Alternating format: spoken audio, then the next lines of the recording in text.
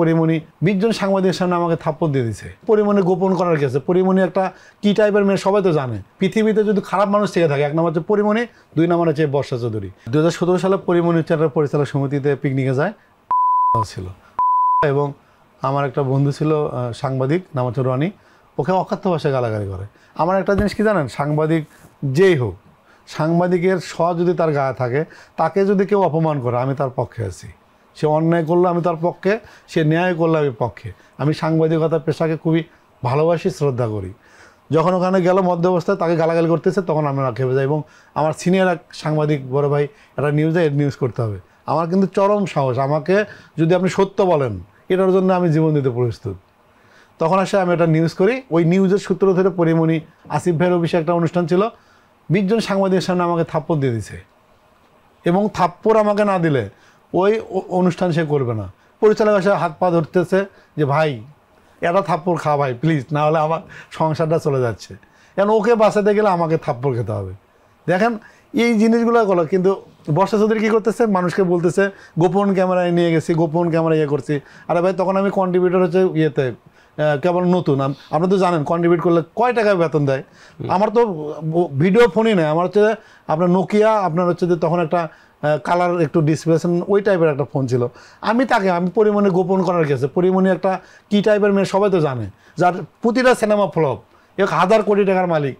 তার আবার কে আছে, আপনার গোপনের কি আছে? তার গোপন আমার ভিডিও করতে হবে হাজার। এই কয়দিন আগে একটা মেয়ে আমাকে ইনবক্সে দিচ্ছে, দুবাইয়ে তার খোলামেলা ছবি তার কাছে, তাই না? তার গোপন ছবি আমার তোলার কি আছে? এবং Pori Moni A to Z previous আমি সব কিছু জানি। মগবাজার বাসায় থাকতো এক নায়কের সাথে, তারপর হচ্ছে যে এই মুগ্ধা থাকতো, ঠিক আছে, বিভিন্ন সাথে সে জড়িত ছিল। এগুলো দেখার তো কিছু নাই। পরিবারের সাথে জড়িত ছিল, হ্যাঁ, এগুলো তো আমি বললাম A to Z আমি জানি।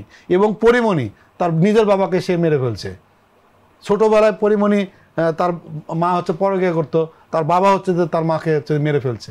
এরকম এভিডেন্স অনেক কিছু জানি। যখন এটা করলো আমাকে আবার ফির মাপও চায়, ঠিক আছে, এবং আমার বাইক কেনার জন্য 10,000 টাকা সে দেয়, ঠিক আছে। শুধু এটাই না, বিভিন্ন ইনফরমেশন আমার থেকে নিত। আবার বলতো যে তুই আমার সাথে চল, একে মারমু। আরে ভাই আমি একজন গণমাধ্যম করে আমি মারতে যাবো কেন? মানে তার সাথে মজা নিতে সে গিয়ে নাসিরের সাথে কট খায়। যখন নাসিরের সাথে কট খায় তখন আমি লাইভে গিয়ে ওই প্রিভিয়াস যে বিষয়টা আমি কান্নাকাটি করে বলি, পরের দিনই অ্যারেস্ট হওয়ার পরে বিভিন্ন বিষয়ে খালি আসতে চাচ্ছি। শুধু এটাই না, আপনাকে বলি, নিক্সন চৌধুরীর বউ, তার জন্য হচ্ছে ছাদ থেকে লাফ দিয়ে মারা গেছে। আরে ভাই সত্য বলতে সমস্যা কোথায়? এই যে নতুন দেখবেন যে কাজের বুয়া তার সাথে যে করছে, হ্যাঁ কাজের বুয়া 100% সে মারছে, না হলে কাজের বুয়া দরকার আছে তার নিয়ে মিথ্যা রিভিল করার জন্য। তার সাথে শেখ সাদির রিলেশন ছিল একই বাসার মধ্যে, এটা তো কাজের বুয়া বলতেছে। তাকে বললে সে বিভিন্ন প্রশাসনের করে। আপনাদের সাকলাইন দেখলেন যে তার যে প্রিভিয়াস ঘটনাগুলো দেখবেন, সেটা আসলে খারাপ। এই পরিমণি আর বর্ষা চৌধুরী, এই দুটো হচ্ছে যে এই বর্ষা চৌধুরী আইডলভাবে পরিমণির যে গড়া বিয়ে ওর সে গড়া বিয়ে, এবং এই দুটো দেখবেন যে তাদের আর একটা সিম্পিতি। ছোটো একটা বাচ্চা কেন নিচে জানেন? তাকে খালি ধরেন, বলবে যে আমার একটা ছোটো বাচ্চা আছে, এই বাচ্চার জন্য আমাকে জামিন দেন। তাই এই বাচ্চাটা নেওয়ার মানে হচ্ছে যে জামিনের সিম্পিতি নেওয়ার জন্য। পৃথিবীতে আমি একটা কথা বলে আজকে জানি, পৃথিবীতে যদি খারাপ মানুষ থেকে থাকে, 1 নম্বর হচ্ছে পরিমণি, 2 নম্বর হচ্ছে বর্ষা চৌধুরী।